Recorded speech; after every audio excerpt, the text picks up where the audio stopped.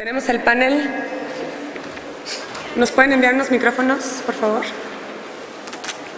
El panel Calidad del Aire, Salud y Bicicletas. Nos acompañan Álvaro Osornio, Gabriel Tarriba, Gerardo Mejía y va a moderar nuestro compañero Yeriel Salcedo de GLD Bici. Voy a permitirme leer una breve reseña curricular de los ponentes. Álvaro Osornio, Instituto Nacional de Cancerología. El doctor Osornio es un médico especializado en patología con una maestría en ciencias médicas y un doctorado en investigación biomédica de la UNAM. Ha dedicado casi toda su carrera a estudiar los efectos de la contaminación. Ha estado constantemente involucrado en la enseñanza de la salud con los estudiantes de preparatoria. Actualmente está desarrollando un programa para la Universidad de Alberta, donde algunos problemas locales de medio ambiente relacionados con problemas de salud en los niños serán estudiados. Su objetivo es propiciar acciones que protejan adecuadamente a las personas, así como políticas públicas basadas en evidencia local que beneficien a la comunidad. Tiene más de 100 publicaciones que incluyen 6 libros para niños. Muchas gracias, Álvaro, por estar aquí. Bienvenido.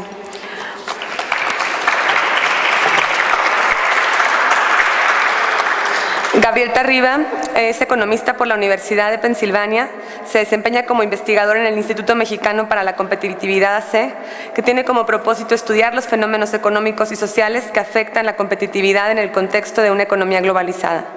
Colabora principalmente en proyectos de competitividad urbana. Algunos de sus temas de investigación son planeación y desarrollo urbano, transporte y movilidad, contaminación, calidad de vida, seguridad pública y finanzas públicas municipales. Actualmente coordina un estudio sobre el impacto de la contaminación atmosférica de las ciudades sobre la productividad de la empresa. Recientemente colaboró en el Índice de Competitividad Municipal en materia de vivienda, un estudio que evalúa la capacidad de las ciudades mexicanas para impulsar su competitividad y su calidad de vida a largo plazo a través del desarrollo de vivienda. Ha participado en diversas iniciativas conjuntas con organizaciones de la sociedad civil enfocadas al impulso a la movilidad sustentable, la calidad de vida, la transparencia y la rendición de cuentas en las ciudades. Muchas gracias también, Gabriel, por estar aquí.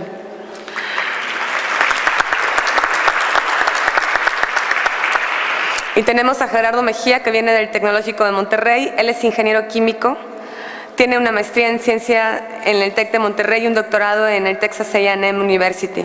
Sus especialidades son la modelización ambiental y la optimación y estimación de parámetros. En el TEC de Monterrey se ha desempeñado como profesor de varias licenciaturas. Actualmente tiene el grado de profesor investigador y coordina además el Laboratorio de Modelación Ambiental para el Centro de Calidad Ambiental. Ha publicado artículos en revistas arbitradas especializadas como el Journal of Air and Waste Management Association y el Journal of Petroleum Science and Engineering, entre otros.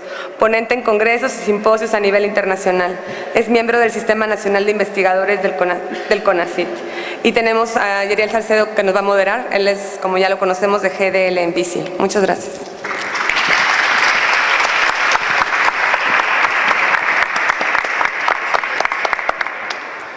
Bueno, buenas tardes a todos y a todas.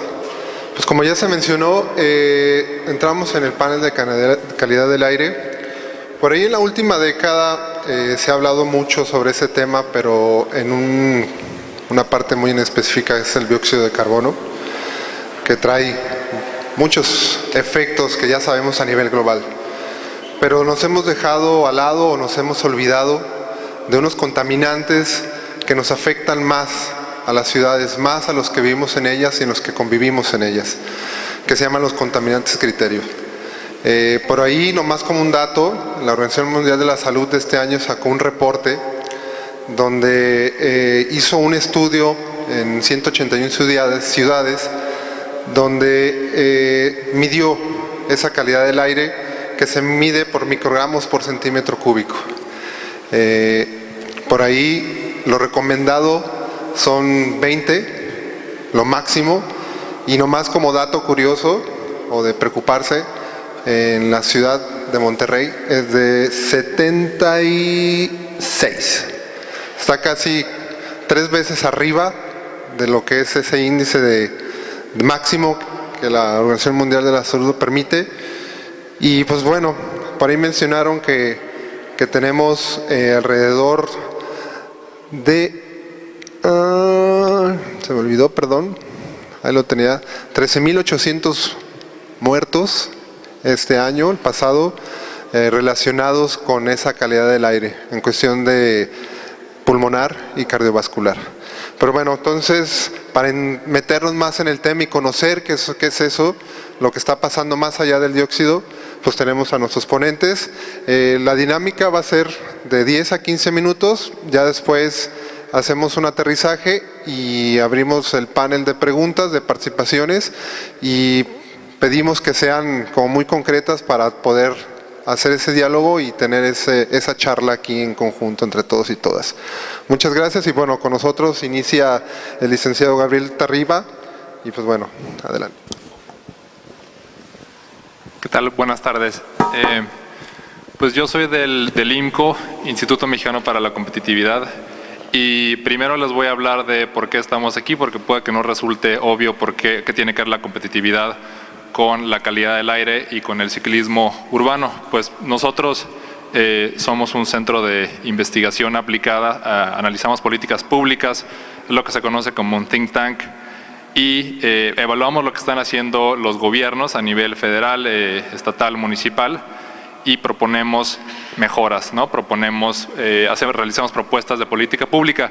Y desde hace unos años estamos entrando a estudiar el tema de las ciudades, pues por razones muy obvias. Ahí es donde está la mayor parte de la población en México y bueno, desde el año pasado también en el mundo. Ahí se genera la mayor parte de la riqueza y, más importante, ahí es donde ocurre la innovación, ahí es donde fluye el talento, ahí es donde está, digamos, el futuro de la economía global en cuanto a la generación de riqueza y de prosperidad. Entonces, al entrar a los temas urbanos, ¿qué pasa? Las slides, se me había olvidado. El tema de qué es lo que hacen las ciudades, los motores de prosperidad que son. Y una perspectiva la ofrece un economista americano en un libro que se llama El triunfo de la ciudad. Él argumenta que las ciudades son la ausencia de espacio físico entre la gente y las empresas. Son proximidad, densidad, cercanía. Bueno, ahí está. Nos permiten trabajar y vivir juntos y su éxito depende de la demanda de conexiones físicas. Subrayo proximidad, densidad y cercanía porque ahí es donde entra la movilidad y nosotros llegamos al tema de ciclismo urbano primero a partir del análisis de la movilidad, porque la movilidad lo que hace es restringir esa proximidad, impedir que la gente se reúna en las ciudades para aprender, para trabajar o simplemente para recreación y consumo. Y eso tiene un costo bastante grande para las zonas urbanas, que lo vamos a ver en las próximas slides. Entonces, la mala movilidad pone altos costos a las personas, dificulta la proximidad y por lo tanto reduce los beneficios de vivir en una ciudad, ¿no? Esto es muy intuitivo. Si la movilidad es tan complicada que no realizamos los traslados, pues entonces los beneficios de vivir en una ciudad pues desaparecen. Es como si estuviéramos en otro lado. En nuestro análisis de la movilidad identificamos 4 tipos de costos a través de los cuales se disminuye la productividad y el bienestar, ¿no? Uno es el valor del tiempo perdido. Ahí es donde empezamos nuestro estudio de movilidad, ver cuánto tiempo se pierde en las ciudades porque la gente está tardando mucho en los desplazamientos. Después los costos directos para hogares y para empresas. Y luego los costos de salud por contaminación y accidentes. Y aquí es donde voy a hablar un poco más de costos de salud por contaminación, ¿no? Por todos los contaminantes que emiten principalmente los vehículos motorizados, las partículas suspendidas y otros gases que pues provocan daños a la salud de las personas y eso deriva en un costo enorme para la sociedad que suele tener que pagar tanto el Estado como las propias personas. Y finalmente los costos por percepción de calidad de vida y marca ciudad, ¿no? Lo de calidad de vida es bastante fácil de entender, ¿no? Ciudades que son muy contaminadas pues son ciudades donde a la gente le cuesta trabajo estar afuera. Y marca ciudad pues tiene que ver con, por ejemplo, la reputación de la Ciudad de México, que en 1990 fue designada como la ciudad más contaminada del mundo por la Organización Mundial de la Salud.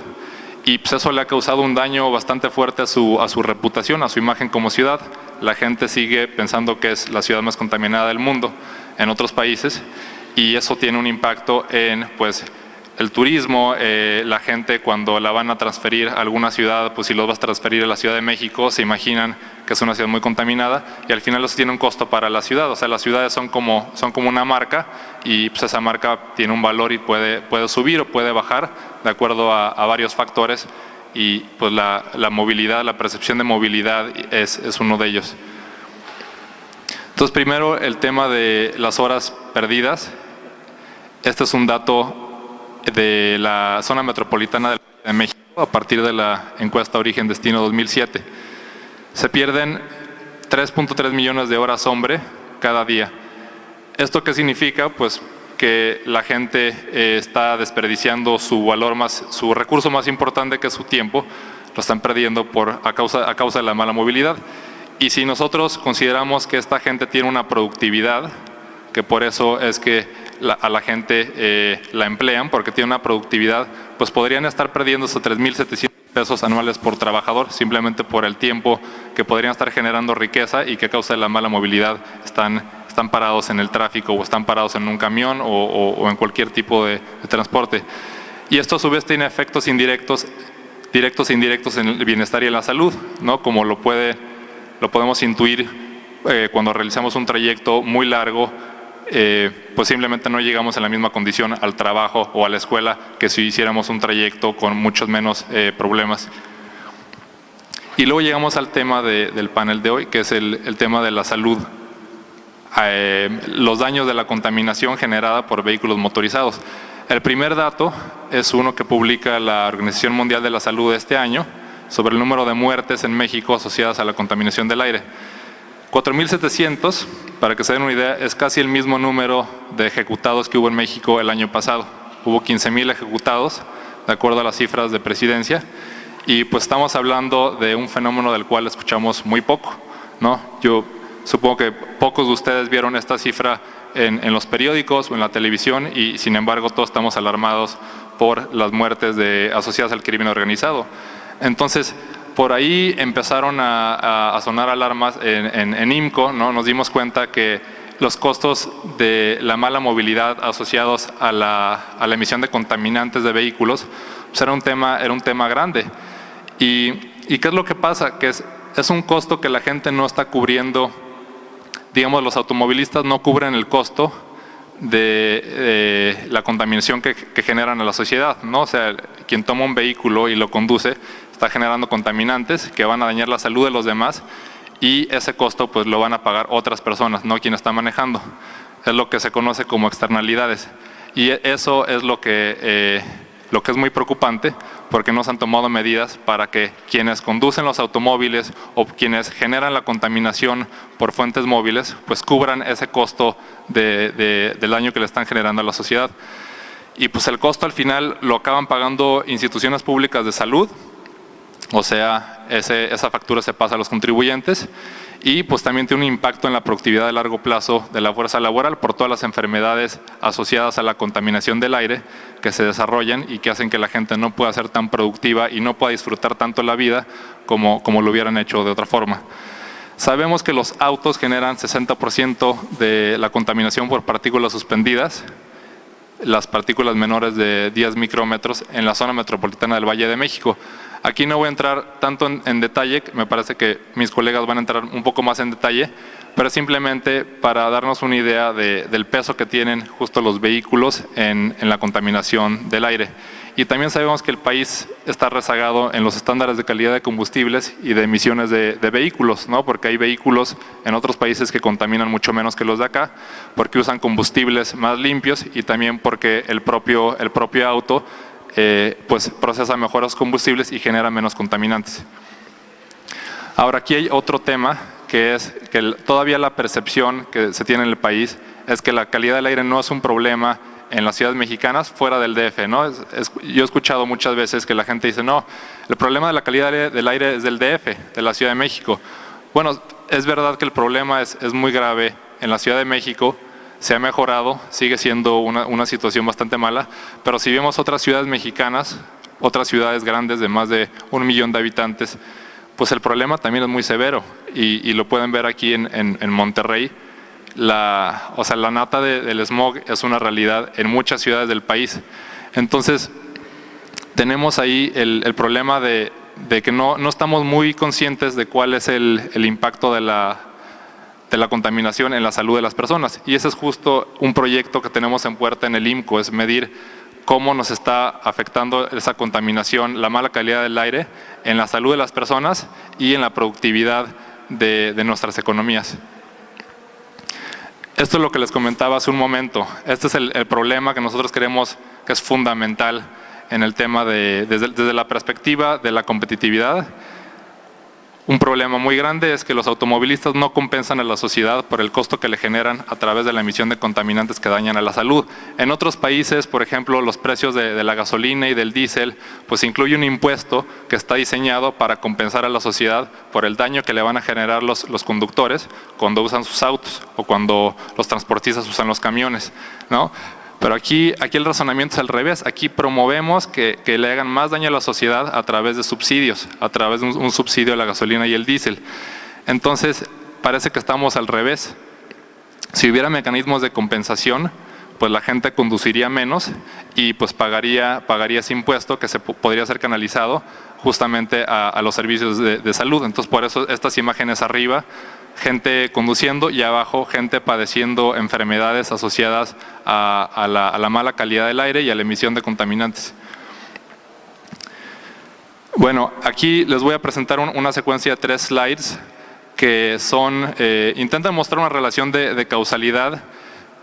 El primer acto, digamos, es el crecimiento del parque vehicular en una ciudad, que en este caso es el Distrito Federal, donde el número de automóviles registrados en circulación pues ya está prácticamente en los 4 millones de autos, ¿no? Y vemos ese crecimiento pronunciado en los últimos 10 años. Bueno, hay más coches. El segundo acto es la construcción de vialidades monumentales, ¿no? Segundos pisos, distribuidores viales que consumen una cantidad bastante grande de recursos públicos.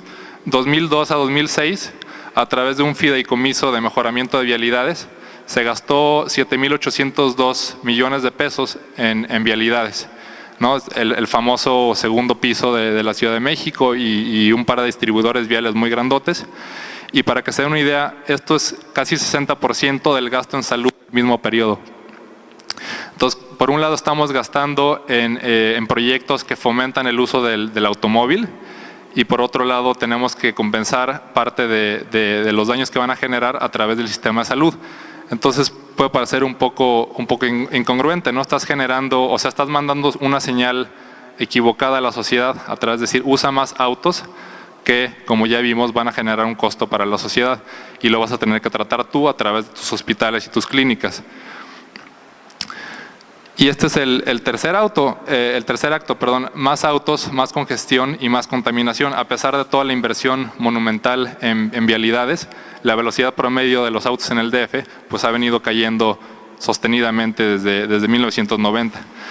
Y pues obviamente si los coches están pasando más tiempo en las calles porque hay más congestión, pues están contaminando más y están generando un mayor daño para la sociedad a través de toda la contaminación. Y hay ahí un principio muy curioso que los economistas han llamado la ley fundamental de la congestión vial, que establece que si tú construyes 1 kilómetro más de vialidades, va a haber un incremento proporcional en los kilómetros que recorren los automóviles. O sea, si aumentas 1% las vialidades de tu ciudad, puedes estar casi seguro que va a aumentar en 1% el número de millas que recorren los autos. Esto es una relación empírica y pues nos debería decir algo a la hora de construir más vialidades, pero pues al final no suele ser así. Entonces, aquí es donde les voy a decir cómo entran las bicicletas a nuestro análisis. 3 formas de reducir la contaminación del aire. Una sería tecnología de vehículos, mejores motores y mejores filtros y catalizadores. Otra sería el tema de combustibles, sobre todo menos azufre o quitar el azufre a los combustibles y fuentes alternativas como hidrógeno o electricidad, y luego usar menos los autos. Para esto podríamos hacer ciudades más compactas, donde la gente no tenga que mover tanto, subir el costo de los autos con los impuestos que les mencionaba, o impulsar, bueno, no es o, ¿no? Estos son complementarios, y la movilidad no motorizada, y ahí es donde entran las bicicletas.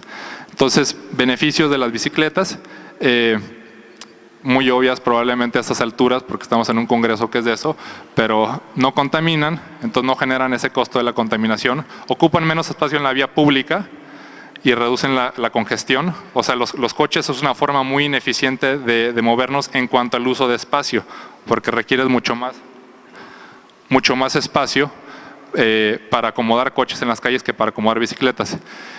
Los beneficios de salud directos para quienes van en bicicleta, obviamente el ejercicio, y otros beneficios como la calidad de vida, el feel good factor y la marca ciudad. O sea, las ciudades donde la gente anda en bicicleta pues tienen una mucho mejor imagen y la gente quiere ir a esas ciudades. Entonces, este es el mensaje fundamental que nosotros queremos transmitir. Para mejorar la movilidad y reducir sus costos, tenemos que alinear los incentivos de las personas con las metas de bienestar de la sociedad. ¿Esto qué quiere decir? Pues que tú mandes señales a través de precios, por ejemplo, para que la gente le salga más caro incurrir en el comportamiento que genera daños a la sociedad y le salga más barato transportarse de las formas que son más benéficas para la sociedad. Ya tengo muy poco tiempo, pero voy a tratar de pasar rápido. Ok. Me voy a ir directo a la parte de, esto nada más muestra el uso del espacio público. Las propuestas del IMCO. A nivel local y estatal, nosotros proponemos establecer precios que reflejen los beneficios y costos sociales de cada tipo de movilidad, lo que mencionaba hace rato. Por ejemplo, rediseñar la tenencia vehicular como un impuesto verde en función de la eficiencia de los vehículos, ¿no? Podríamos tener una tenencia donde pagas menos si tu coche es más eficiente en cuanto a los kilómetros que te da por cada litro de gasolina. Parquímetros y peajes internos en zonas congestionadas, esto para aliviar la congestión y generar recursos que puedes usar para, por ejemplo, impulsar la movilidad no motorizada.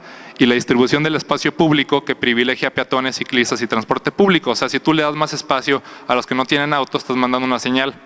Quiero que hagas más de esto y uses menos tu coche. Y finalmente, a nivel federal, pues aquí hay una muy grandota que es eliminar el subsidio a gasolinas y diésel, que en 3 años, de 2006 a 2008, se tragó 308,000 millones de pesos. Esto es casi 5 veces más que lo que gastamos en pobreza. O sea, no sé si para ustedes tenga sentido gastar casi 5 veces más en un subsidio de gasolinas y diésel que en aliviar la pobreza. Y es 3 veces más que el presupuesto de salud en este año, ¿no? Con eso hubiéramos podido construir 31,000 kilómetros de ciclovías, que es casi darle la vuelta al mundo con una ciclovía. Y pues no sé, lo utilizamos para subsidiar gasolinas y diésel. Entonces, con eso termino. Y le dejo la palabra a los expertos de calidad del aire.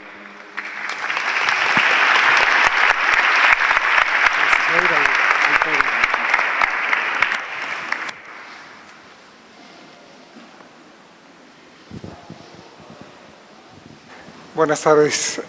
¿Podrían poner mi primera diapositiva, por favor? Vamos ahora a brincar a cuáles son esos efectos que tiene la contaminación en la salud de la gente que vive en las áreas contaminadas. Y la siguiente, por favor. El primer punto que quisiera mencionar es que lo que existe en el aire de una ciudad contaminada corresponde a una mezcla muy compleja y muy grande de sustancias. La manera en la que las ciudades abordan el problema es solamente monitoreando un puñado de estas sustancias que se denominan contaminantes criterio, que ya habíamos oído este término con anterioridad. Podríamos, perdón, se me olvida que yo soy el que tengo el control. Y estos contaminantes criterio es lo que en la diapositiva podemos ver como NO2, SO2, CO, PM10, PM2.5 y O3. Y repito, esto es lo que conocemos como contaminantes criterio, pero no son los únicos contaminantes que existen en el ambiente. Existen otra lista muy grande de sustancias en donde por lo menos 150, 160 más se está pretendiendo que se regulen, porque son sustancias que conocemos tienen impactos en la salud, como podría ser en las letras chiquitas que vemos aquí, por ejemplo, asbestos o formaldehído, benceno, que son sustancias que, por ejemplo, pueden provocar cáncer. Entonces, lo que conocemos hasta el momento de impactos de la contaminación en la salud, fundamentalmente reside en el análisis que han hecho los investigadores con los contaminantes criterios, es decir, solamente con un puñado de ellos y no con la gran mezcla que sabemos existe en un aire contaminado. El ejemplo, o más bien el contaminante que con mayor frecuencia explica los efectos en la salud es lo que les pongo aquí en la diapositiva en rojo y que es el material particulado, partículas o PMs como las conocemos. Ya también hace un ratito oímos hablar de estas PMs. Por alguna razón todavía no clara, estas PMs son el contaminante que nos representa esta gran mezcla a la que estamos expuestos y es el contaminante que nos puede predecir los efectos que esperaríamos encontrar en los habitantes de estas ciudades contaminadas. Estas son las PMs, así veríamos a las partículas bajo un microscopio electrónico de barrido y como ustedes pueden ver, nomás a juzgar por la variedad de formas, pues es una mezcla tan compleja como la mezcla de lo que existe en el aire. Entonces, cuando hablamos de material particulado o de partículas, en realidad estamos hablando de otra mezcla muy compleja de contaminantes. Insisto, estas partículas son aquellas que nos predicen mejor el impacto en la salud de los habitantes de grandes ciudades o de ciudades contaminadas.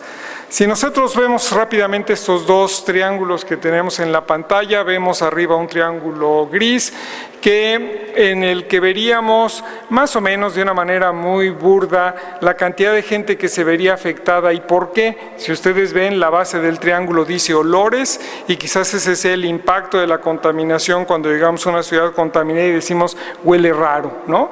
Y eso indudablemente va a afectar a la gran mayoría de la gente. Sin embargo, la consecuencia de que huela feo pues no es muy importante a que si nos vamos al vértice del triángulo gris, en donde nos enfrentaríamos a la muerte, es decir, la contaminación del aire desencadena muertes prematuras en los individuos que viven en las ciudades contaminadas. Y en el camino de algo inocuo, como podrían ser los olores, hasta la muerte, encontramos una gran variedad de condiciones donde quizás podamos señalar el asma. Podríamos encontrar la trombosis de las venas, por ejemplo, ese es un efecto que recientemente se ha detectado y eso tiene como consecuencia que luego venga una embolia en los pulmones que puede ser una condición mortal o también puede tener efectos en las señoras embarazadas en donde los bebés se van a desarrollar de manera dispareja a aquellas señoras que están embarazadas en ambientes no contaminados. Entonces, como pueden ver, podemos ir de condiciones inocuas que impactan a un gran número de gente hasta condiciones muy graves en donde la cantidad que se ve afectada es relativamente menor. Ya oímos por ahí una cifra de casi 15,000 muertes en las ciudades de nuestro país. Y este es el ejemplo del mapa que produjo la OMS y al cual ya han hecho referencia anteriormente en esta plática, en donde dadas las concentraciones de material particulado que existen en las ciudades de nuestro país, y si se fijan toda América está iluminada del mismo color, y eso quiere decir que en promedio en nuestras ciudades tenemos 73 microgramos por metro cúbico de partículas, y eso va a tener un impacto en donde aparece allí el número de cuántas gentes morirían por cada millón de habitantes en estos países. Hay continentes que están mucho peor y obviamente China tiene un problema mucho más grande que el que nosotros tenemos. ¿Quién se va a ver afectado por la contaminación? Regreso al ejemplo anterior, si nos vamos a los olores, pues prácticamente cualquiera de nosotros se vería impactado por esa contaminación y la percibiríamos. Sin embargo, lo que sabemos en la actualidad es que la contaminación le va a pegar a personas que son susceptibles y esa susceptibilidad puede ser el que sean bebitos y por lo tanto ellos enfrentan los retos de la contaminación con menos defensas que las que podríamos tener los adultos, o bien personas en la tercera edad que ya están enfermos o del corazón o tienen diabetes o están enfermos de los pulmones, quienes tampoco van a poder enfrentar el reto de estar respirando un aire contaminado. Por lo tanto, la contaminación no afecta indiscriminadamente a todos los individuos, sino que uno tiene que ser susceptible para verse afectado por esta contaminación, y el reto que tienen los gobiernos o tenemos los investigadores es que no sabemos quién es susceptible y quién no es susceptible. Queda muy claro que si soy un bebé soy susceptible, queda muy claro que si soy una persona adulta enferma soy muy susceptible, pero ¿qué nos pasa al resto de los individuos que no estamos en estos extremos de vida? Todavía no tenemos manera de predecir quién se va a ver más afectado o menos afectado. Para aterrizar todo esto que les estoy diciendo al ejemplo de las personas que se desplazan en las bicicletas, aquí me permití agregar una bicicleta como un factor de susceptibilidad o un factor que va a predisponer a los individuos a verse afectados por la contaminación.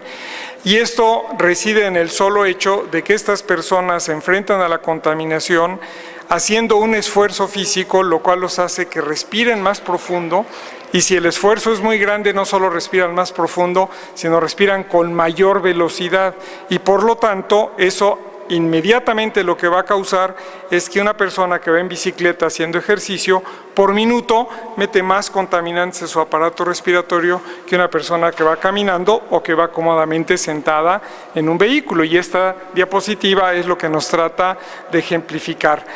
No pude encontrar nada aplicado a nuestro país, no encontré una fotografía similar, pero a final de cuentas quizás la única diferencia es que ustedes no andan en un carril designado a las bicicletas, sino van a tener que andar sorteando además a los manejadores de coches y de camiones.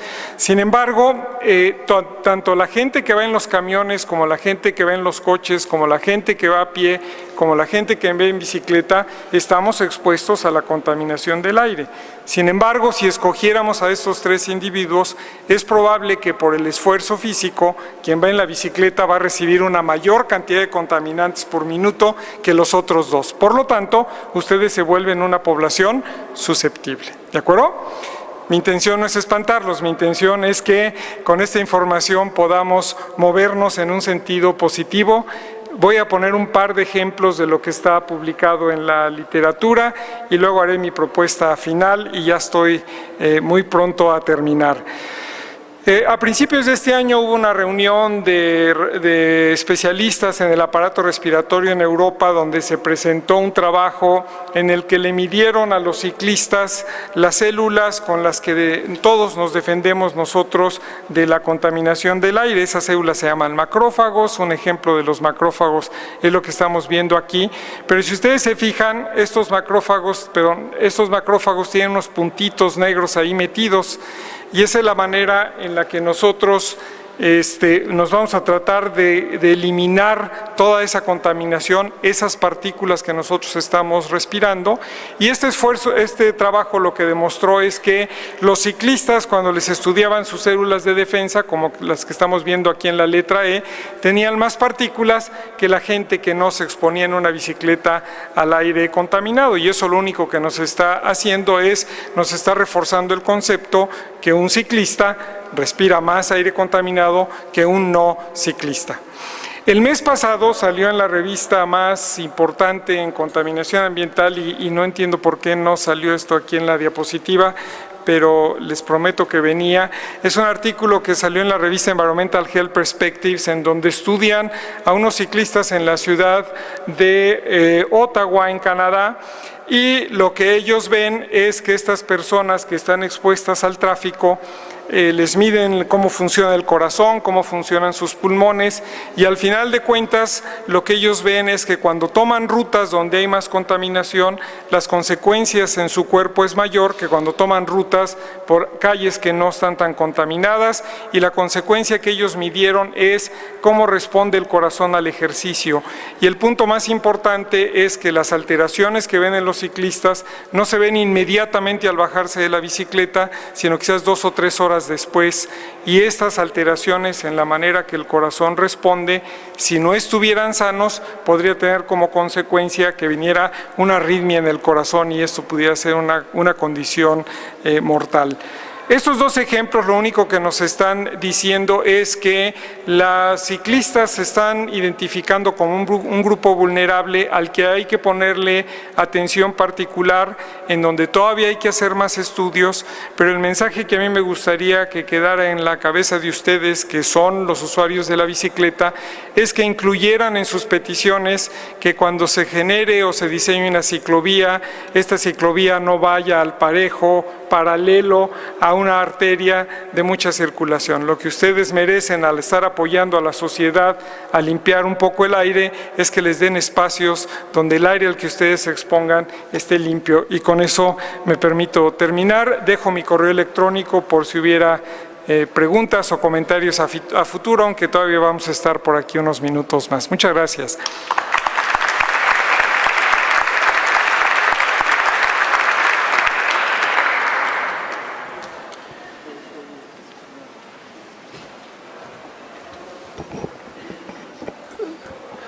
Muy buenas tardes. Me da mucho gusto tener la oportunidad de estar aquí con ustedes para platicar un ratito sobre este problema, en el cual he trabajado pues ya por lo largo de casi 20 años.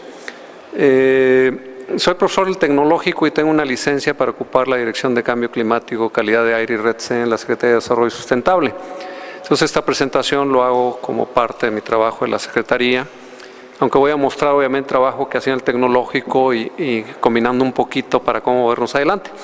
Yo lo que les quiero platicar después de esta excelente introducción que hicieron mis colegas Gabriel, Álvaro, es sobre el caso de Monterrey, qué estaría sucediendo y hacer algunas aclaraciones que creo que pueden ser de interés. El área metropolitana de Monterrey, como ustedes saben, bueno, se ve aquí toda esta mancha urbana, aquí gris. Tenemos sierra hacia el sur, por acá hay una refinería.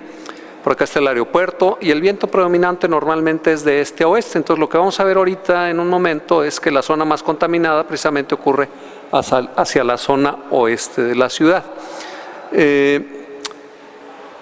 Un día que pudiéramos pensar viendo limpia la ciudad, ustedes la conocen como la ciudad de las montañas, efectivamente, es una imagen tomada desde el sur.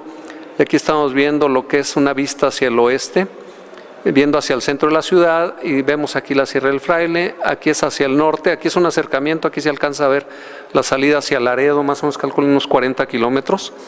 Y este es viendo hacia el aeropuerto, viendo hacia el este, es un día limpio.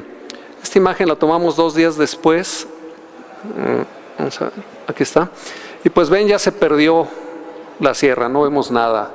Y no es un fotomontaje ni nada, simplemente es naturalito, es el tipo de contaminación que vemos en la ciudad.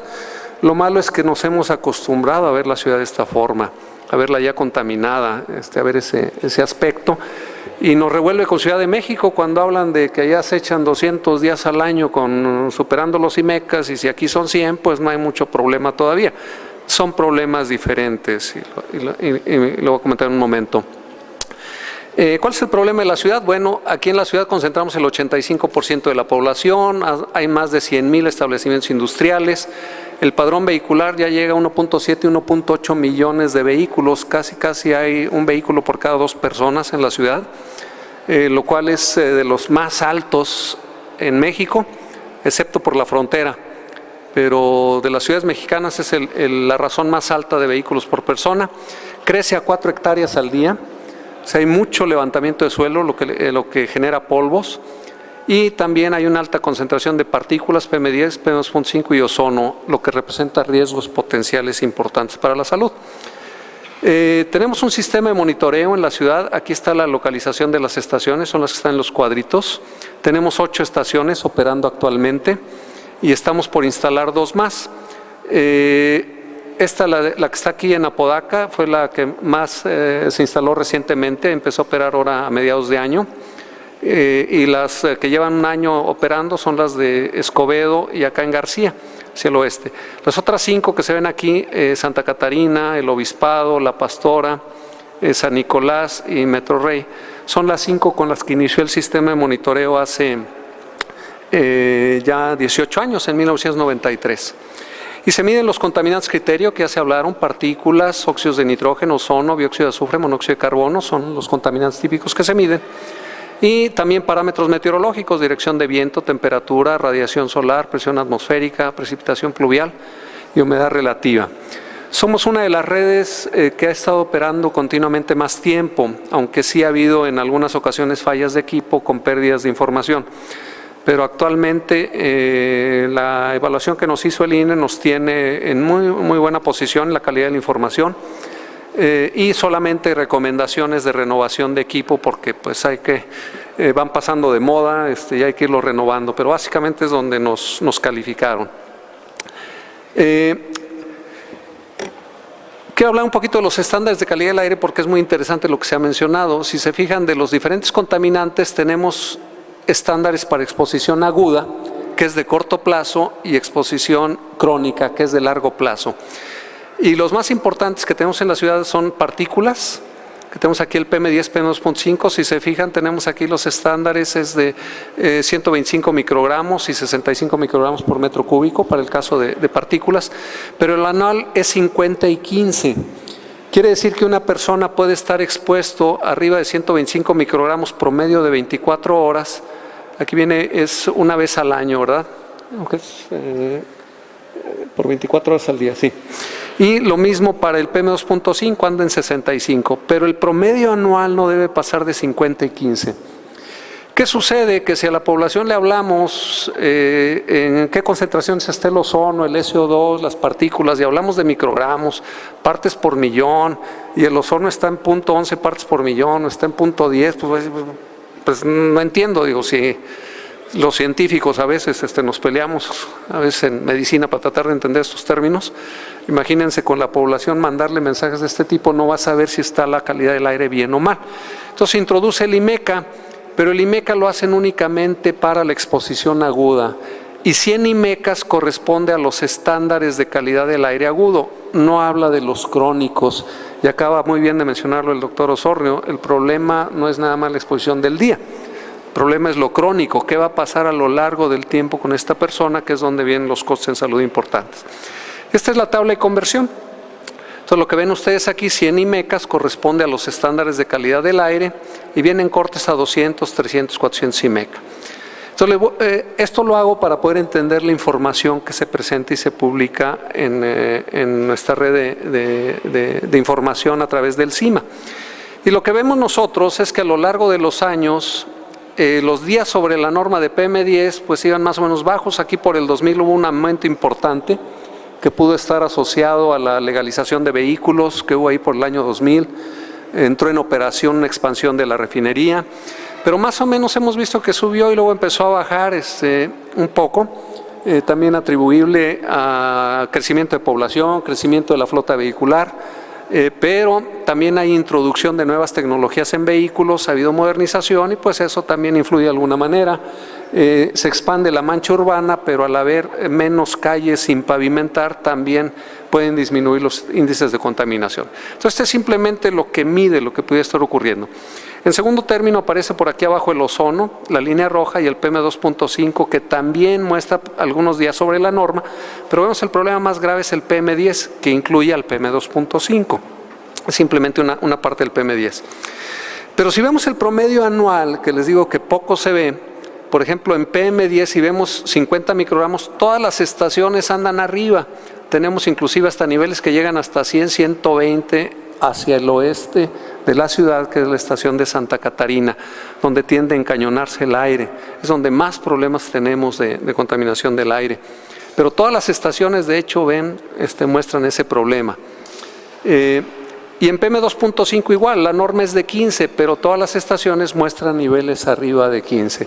Esto obviamente representa un riesgo para la salud y no es inmediato, no es de corto plazo, esto es de largo plazo. Si oyen que poco veneno no mata, no es cierto. Aquí yo creo que el doctor Osornio acaba de comentarlo también muy bien. Acumulación en el tiempo de ese veneno los va a matar y va a causar una muerte prematura de alguna manera. El inventario de emisiones nos dice que las fuentes móviles pues casi llevan el 65% de la contaminación, que coincide muy bien cercano a los datos de Ciudad de México. Pero tenemos también fuentes de área que son comercio, fuentes fijas que incluyen la industria y fuentes naturales. Tienen por aquí una parte entre los diferentes contaminantes que están contribuyendo por sector en total. Si lo vemos por categorías, tienen aquí las fuentes fijas Y si ven la contribución de PM10, las más importantes las atribuyen a naturales y a fuentes de área. Y por otro lado tenemos aquí los óxidos de azufre, óxidos de nitrógeno, monóxido de carbono, donde las fuentes móviles son de las más importantes. Entonces, para poder resolver el problema necesitamos una estrategia combinada, porque lo que estamos viendo de partículas, parte se emite directamente, que puede venir de fuentes naturales, como es materia crustal, piedra, pero hemos encontrado también mucho sulfato de amonio y nitrato de amonio que viene del óxido de azufre y óxidos de nitrógeno por reacción química y forman partículas. Bien, hablando un poquito de la flota vehicular, crece rápidamente, vamos en alrededor de 1.8 millones de vehículos actualmente, es al 2005.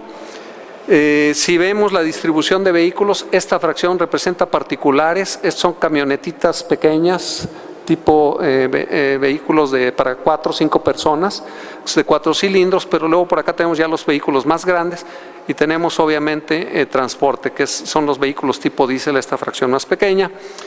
¿Qué es lo interesante? Que hay todavía vehículos, una gran cantidad de vehículos de más de 25 años, casi el 15% circulando en la ciudad y son los más contaminantes. El 51% tiene ya más de casi, digamos, de 8 hasta 24 años de edad y solamente una pequeña fracción, alrededor del 30%, son relativamente nuevas tecnologías. Y son obviamente, comentaba hace un momento, los vehículos particulares, taxis, los que más contribuyen a la contaminación. Entonces el transporte público, aunque contamina, representa una buena oportunidad para reducir estos valores. Esta es una distribución nada más de las emisiones por tipos de vehículos. Si vemos, hay muchos vehículos nuevos, pero la cantidad que emiten es pequeña comparada contra los vehículos más viejitos. Estas dos curvas se acercan. Y si viéramos una fracción de lo que podemos quitar, por ejemplo, si quitáramos vehículos de 24 o 25 años de edad, podríamos quitar hasta el 50% de los COVs y monóxido de carbono. Si quitáramos más o menos vehículos de alrededor de 15 años de edad, quitamos una buena cantidad de partículas y óxidos de nitrógeno y pues obviamente los más nuevos contribuyen con una pequeña fracción, que más o menos son los de 8 años, con el 50% de estos contaminantes que vienen siendo los que nos quedan aquí, como el dióxido de carbono, amonio, etcétera. Ya para terminar, miren, esta tablita la hicimos ahí en el TEC considerando los costos que se tendrían asociados a la contaminación del aire. Y lo que hicimos aquí evaluar, bueno, ¿qué pasa si reducimos ese nivel de contaminación que anda en alrededor de 80 microgramos en promedio para la ciudad de Monterrey, en 10%, 20, 30%, tomando la mortalidad y la pérdida en productividad y la mortalidad de una persona considerando el valor estadístico de la vida? Hablábamos de reducir un 10% con diferentes relaciones dosis-respuesta, calculamos un promedio de alrededor de 895 millones de dólares al año. Esto si lo reparten en 4 millones de personas, están hablando en alrededor de $200.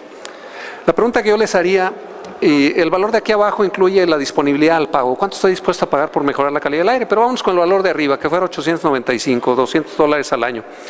Si una persona en 45 años ahorrar esos $200, estaríamos hablando de alrededor de $9,000. Son aproximadamente 120,000 pesos. Imagínense que empieza una persona de 25 años y cuando llega a 65, 70 años le dicen, aquí están tus 120,000 pesos. Espero que con eso cubras el excedente en gastos en salud por haber vivido en esta ciudad comparado con haber vivido en una zona no contaminada. Yo creo que aquí sería una de las primeras preguntas para el área de la medicina. ¿Será suficiente con ese dinero pagar el excedente en gastos médicos? Es como una persona que fuma, dicen cuánto más vas a pagar en seguro médico por fumar, no fumar. Es algo para reflexionar un momento. Bien, es lo que traía aquí. Básicamente hay algunas acciones que se están tomando en transporte, como fomentar el uso del transporte público, mejorar la logística de vialidad, regular el transporte de carga y obviamente pensar en programas de inspección y mantenimiento vehicular. Estamos a sus órdenes en la Secretaría de Desarrollo Sustentable, en la Dirección del Cambio Climático. Dejo, yo creo, como entrada, espero sirva esto para una discusión que tendremos en unos minutos. Muchas gracias.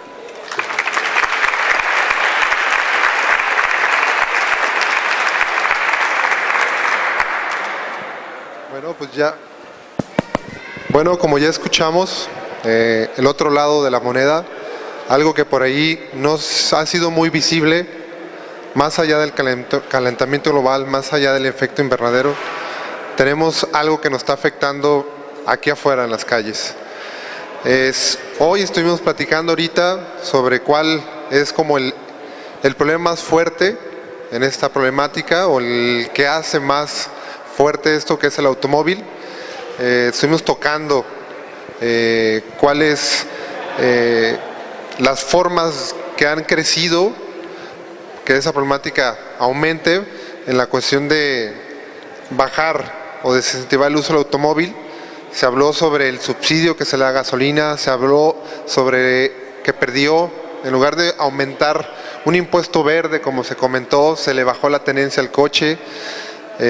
Hablamos o se tocó el tema sobre cómo las ciudades gastan más dinero en el uso del automóvil, cómo los estándares que regulan esta problemática, que pueden regular esta problemática, están fuera de norma. Por ahí, a lo mejor muchos no saben, la gasolina que produce Pemex está fuera de norma desde más de un año, por ahí si Magolis me equivoco, 2. Lo que produce Pemex, creo que está a 200 partes por millón de azufre, de diésel, que está fuera de norma. Entonces desde ahí tenemos la problemática. El uso del automóvil, como se vio, sigue creciendo, y esto nos trae muchos problemas. Pues ya para cerrar, para cerrar esto y abrirle las preguntas, se mencionó algunas propuestas. A lo mejor yo como ciclista sí me espantó mucho lo que comentó el doctor Osornio sobre segregar a los ciclistas fuera de las vías principales. A lo mejor a mí en lo personal es más bien atacar y disminuir que los coches anden ahí, y que si andan sean con los estándares adecuados, que la empresa automotriz esté dentro del estándar, y la gasolina. Entonces, pues bueno, ahorita también hablamos del monitoreo. Hay preguntas, en Guadalajara, donde yo vengo, se hace mucho monitoreo, pero siempre le preguntamos a la autoridad de qué nos sirve saber que la calidad del aire está mal, pero el gobierno no hace nada. Entonces, pues bueno, está abierto el panel, la ronda de preguntas. Los que quieran y las que quieran, por favor, pues adelante.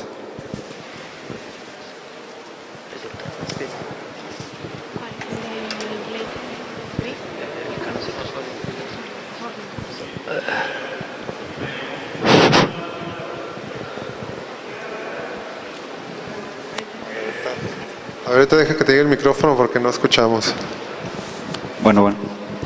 Sí, le quería preguntar al desarrollo sustentable, señor.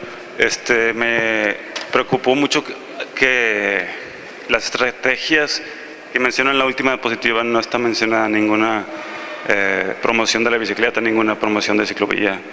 No sé si está contemplado esto en la Secretaría.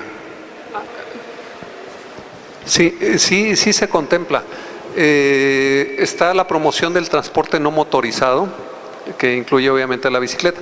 Lo que mostré aquí me enfoqué a transporte, nada más son las estrategias de transporte. Perdón, yo creo que sí debía haber puesto, nada más que no quise extenderme mucho porque no tenemos un tiempo muy amplio para poder hablar de este tema, que yo creo que se puede llevar mucho tiempo, pero sí se contempla. De hecho, se está contemplando en las ecovías o en espacios empezar a dejar carriles para bicicletas. Probablemente esto lo comentó el secretario en la mañana, no sé en su presentación, o a lo mejor no lo comentó, pero sí está dentro de los proyectos que se está considerando. Debo decir que a lo mejor no es algo que a veces se hable mucho porque no somos una ciudad que esté muy acostumbrada al uso de la bicicleta. Hace años que se ha comentado esto, le empiezan a dar las vueltas que porque el tiempo de verano, que cómo vamos a andar con calor, en fin, creo que es algo que se tiene que llevar a la sociedad de alguna manera y ver cómo hacerlo también seguro, porque vamos a andar ahí en bicicletas y como manejan los transportistas y todo, hay varias cosas que ir arreglando ahí. He estado en otras ciudades donde también se diseñan los sistemas de transporte junto con la bicicleta. Por ejemplo, se suben al metro y la gente llega con su bicicleta y la cuelga, ahí tiene un espacio para poderse mover en transporte público, y donde llega se baja y sigue en su bicicleta. Entonces, yo creo que hay una serie de cosas que se tienen que ir dando para que se dé esta promoción, pero sí está en las estrategias, inclusive en las de cambio climático y en las del ProAire, están ahí escritas claramente el promover el transporte no motorizado. ¿Sí?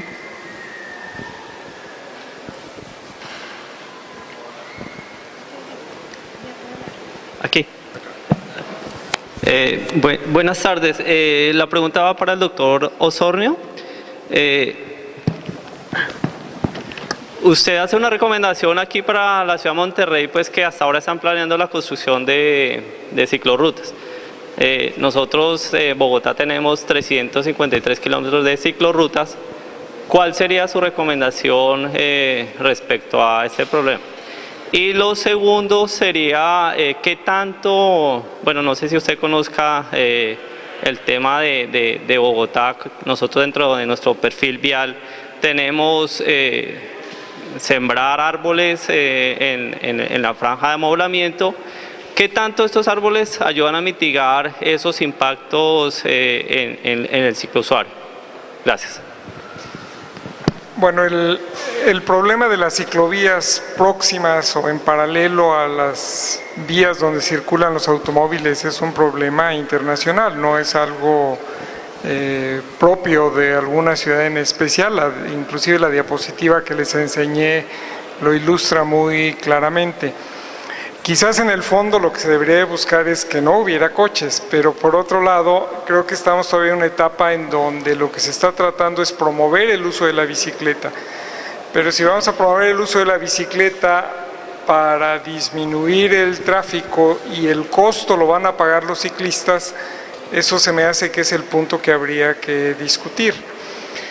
Si los árboles ayudan o no, probablemente a largo plazo sí, pero probablemente para la exposición que ustedes tienen en el momento que están circulando junto a unos coches que van contaminando, es probable que el árbol no alcance a capturar el dióxido de carbono, y mucho menos, a menos que sea un árbol que tenga hojas muy aceitosas, las partículas no van a ser detenidas por el árbol. Entonces tampoco eso sería la alternativa.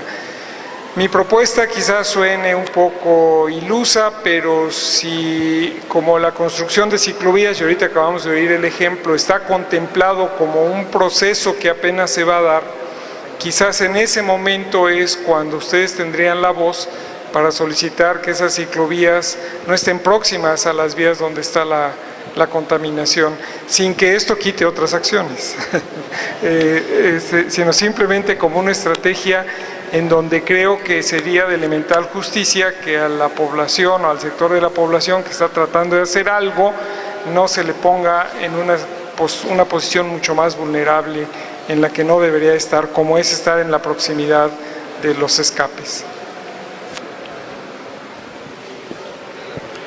Bueno, en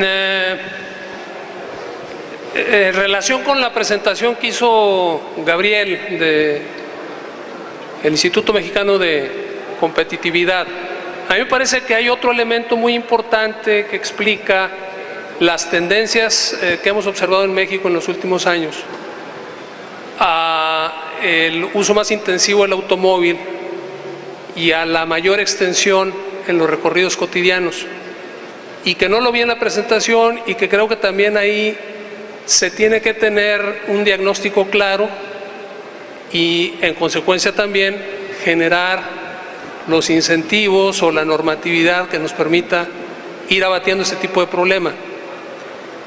Y en paralelo al crecimiento del padrón automotriz y la extensión de las distancias, lo que hemos observado en las ciudades mexicanas es un crecimiento muy acelerado de la mancha urbana. Y eso está relacionado con un problema de la estructura política en México. Es muy atractivo para funcionarios públicos y para desarrolladores inmobiliarios comprar tierra barata, desarrollar infraestructura urbanizar y vender tierra a un precio mucho más elevado. Creo que ese es un elemento que está presente de manera importante en la explicación de la forma tan desordenada como han crecido las ciudades en México. Y creo que parte importante de la solución es, de nueva cuenta, dar a los espacios urbanos en México una mayor densidad, volver a densificar los espacios urbanos para poder reducir las distancias y, en paralelo, penalizar el uso del automóvil o generar cobrar al automovilista los costos asociados al uso del automóvil y poder promover opciones alternativas de movilidad en los espacios urbanos. Pero yo creo que este tema es fundamental, tiene que ver con el funcionamiento de nuestras instituciones públicas, los problemas tan serios que tenemos con el déficit en el funcionamiento de nuestras instituciones, y nos está generando problemas muy serios que tienen repercusiones en nuestra vida cotidiana, en ámbitos como los que están señalando ahorita los expertos en el área de salud. Gracias. Sería la forma más fácil de, en el largo plazo, reducir las necesidades de movilidad. Si tenemos ciudades mucho más compactas, pues entonces muchos trayectos que ahora la gente está realizando en autobús o en auto los podrían realizar a pie o en bicicleta. Entonces, eso por supuesto que es un punto nodal de nuestro análisis. Ahora lo que pasa es justamente cómo creamos incentivos para que los municipios traten de optar por políticas de desarrollo urbano centradas en el desarrollo denso, en el desarrollo compacto, ¿no? O sea, que la gente, que sale mucho más barato para la ciudad, y no solo desde el punto de vista de la movilidad, construir hacia arriba que construir hacia los lados, ¿no? También el consumo energético es mucho más bajo. Por ejemplo, en una ciudad como Nueva York, en Manhattan, llevar luz, llevar electricidad, el gas, todo el consumo de energía y de recursos naturales es mucho menor en el desarrollo denso. Entonces, por supuesto que esa es una de nuestras líneas, digamos, un punto toral de nuestro análisis de la competitividad urbana. Por favor. Adelante. Quiero agradecer mucho a los panelistas por la calidad de la presentación y al mismo tiempo algunas advertencias, porque creo que aquí cuando se destaca y se habla solamente de los impactos en la bicicleta y se saca totalmente del contexto, estamos hablando del tema de una forma que no estamos hablando del elefante que está en la cristalería. Este tipo de lógico nos ha llevado en Santiago, donde vivo yo, a situaciones tan absurdas que los días de alta contaminación se recomienda no caminar ni andar en bicicleta, pero sí salir en auto.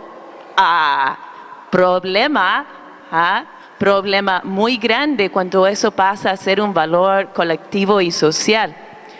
Y el segundo es que en el tema de los estudios también puede que estoy un poco atrasada, hace un par de años que no lo reviso, pero en un momento leí todo lo que había disponible sobre el tema de contaminación y impactos físicos en los sistemas de transporte.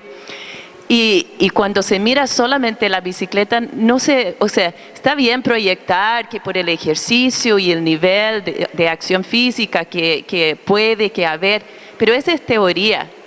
Lo que necesitamos saber es cuáles son los impactos en los caminantes de distintas edades, de distintas situaciones, en los ciclistas, en los automovilistas y en los usuarios de transporte público. Porque los pocos estudios que hay, y hay uno que realmente les recomiendo si no lo conocen, es uno de Copenhague, donde obviamente yo creo que se puede decir que probablemente el aire es bastante más limpio que el de Monterrey o de Santiago o otras ciudades que conocemos, pero de todas maneras se hace un estudio de 16,000 personas, o sea, un estudio epidemiológico muy serio y con seguimiento durante varios años, y lo que se hace es que, claro, para los ciclistas se resta el riesgo de accidentes y el riesgo de mayor enfermedad por la contaminación. pero se suma el ejercicio físico y los beneficios cardíacos y el resultado neto son 10 años más de vida en los ciclistas y las ciclistas y además un estado físico donde tú tienes un nivel de salud 10 años menor, o sea, si tenés 75 años, tienes el estado de salud de 65 años. O sea, hay una evaluación de los riesgos contra los beneficios. ¿Qué es lo que se tiene que hacer para realmente quedar con una idea de cómo son los impactos en la salud? Y lo mismo cuando se aplica esto en los impactos urbanos, ¿no? O sea, si el problema es la contaminación del automóvil y cuánto impacta en los sectores residenciales, en los bebés, en los adultos mayores, hay que empezar a hablar de estrategias de desarrollo urbano donde se desplaza el auto. Creo que a todos nos han enseñado en algún momento que el auto se porta como un gas. Entonces, mientras más espacio vial, y también han habido presentaciones que demostraron eso muy claramente acá, entonces hay que apretar, hay que reducir los espacios y por eso es otro motivo más por lo cual es tan importante que la infraestructura ciclovial tenga arborización, pero intervenga la calle, que se ponga de dieta a los automovilistas en el uso de la calle, como la estrategia que se está usando en Estados Unidos. Entonces creo que hay que tener mucho cuidado, porque si solo destacamos la bicicleta, o sea, nos lleva a decisiones y posiciones que son estériles, que realmente no mejoran. Al final uno dice, bueno, no puedes caminar, no puedes salir, no puedes hacer nada.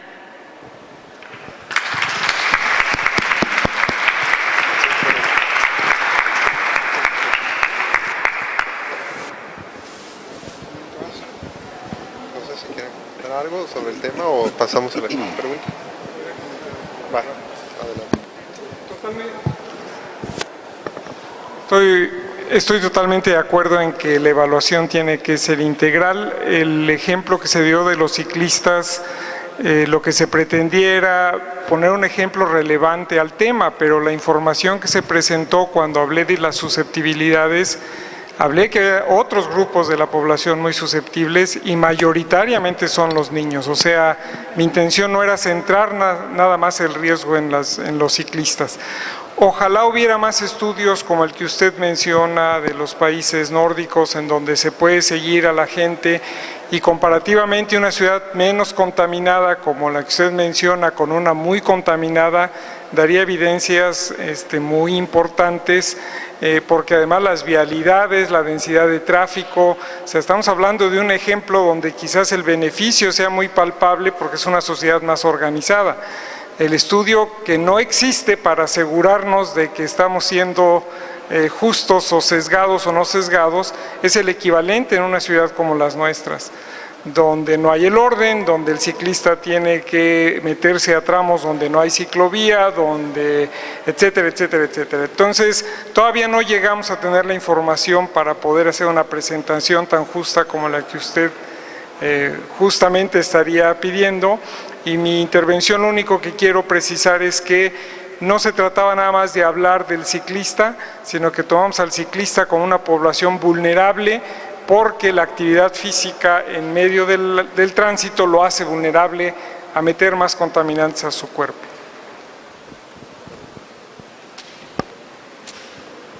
Sí. ¿Qué tal? Más que pregunta, sería una reflexión.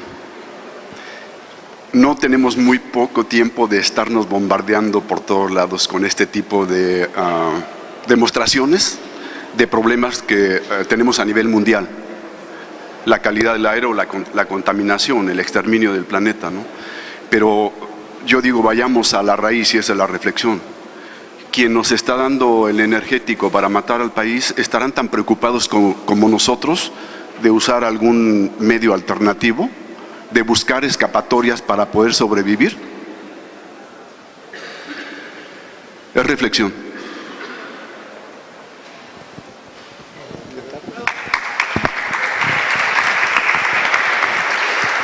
Sí, yo creo que toca un punto muy importante, porque Técnicamente, cuando me preguntan, bueno, ¿cómo quitamos la contaminación? Pues con la semana de no circula, simplemente quitan todos los carros, pero se crea otro problema social.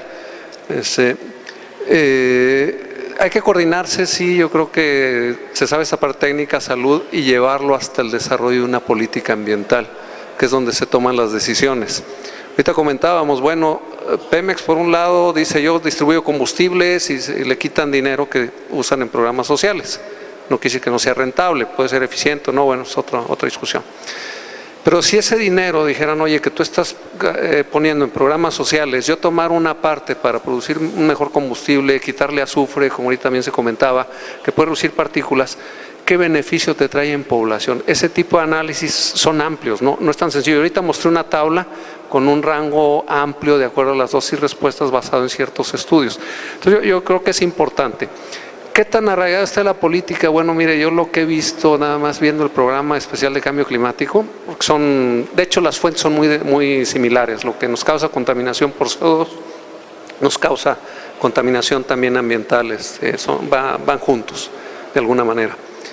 Pero si fuera cierto este programa, lo pudiéramos llevar a cabo, va a haber una reducción o están marcando una reducción importante en los combustibles fósiles. De acuerdo a lo que se proyecta hasta el 2050, para poder reducir las emisiones de CO2. Cualquier quema de combustible no hay forma de evitar emisión de CO2.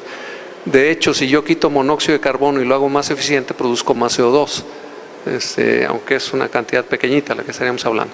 Entonces, ojalá se vaya dando eso. Yo creo que a medida que la sociedad lo vaya empujando, se va a ir metiendo más a las agendas legislativas. Hay partidos que lo toman inclusive hasta como parte de ellos, cuidar el medio ambiente, y pugnan por ello. Hasta dónde se llegue, no sé, probablemente no lo vea resuelto, probablemente no lo creamos, probablemente digamos yo no creo nada de eso, es cierto, pero está ahí puesto en los programas, esperemos que se lleven a cabo. Y una de las razones de trabajar ahorita en gobierno es tratar de impulsar esa agenda con las pláticas que tuve. Entonces vamos a lucharlo. Estoy con ustedes tratando de luchar por ello, en ese sentido. Vamos a ver hasta dónde podemos llegar. Bueno, pues ya el tiempo se nos vino encima. Pues un agradecimiento al doctor Álvaro Osornio, al licenciado Gabriel Tarriba y al doctor Gerardo Mejía por estar aquí. Y pues bueno, los invito a todos y a todas a que sigan investigando, que se preocupen por lo que está pasando en la ciudad, porque esto realmente nos está matando. Entonces no nos quedemos impávidos, hagamos y preguntemos y exijamos una calidad de vida para todos y todas en las ciudades. Pues muchas gracias.